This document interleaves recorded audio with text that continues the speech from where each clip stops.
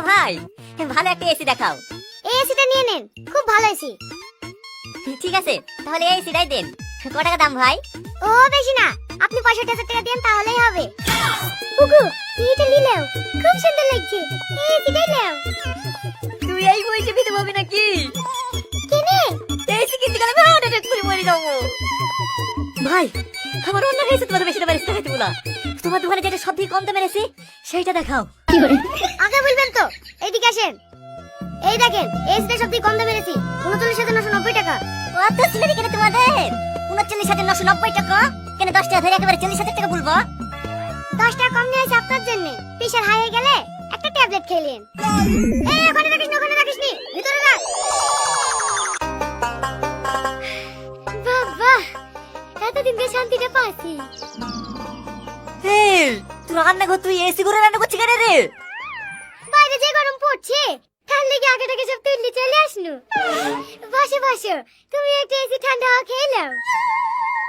না রে, এই 40,000 টাকার হাওয়া আমার সহ্য হবে না। তুই খা। কি গো, আমি হাওয়া খাবো তো তুমি বসলে যে? যাও বাইরে যাও। কি করে? জম্মুটা তো খুলতে দিবি।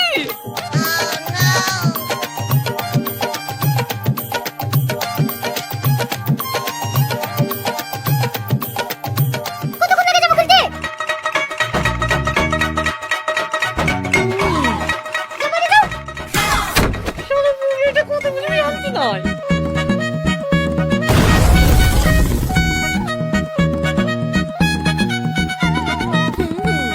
এই, তোর এই অবস্থা কেন রে?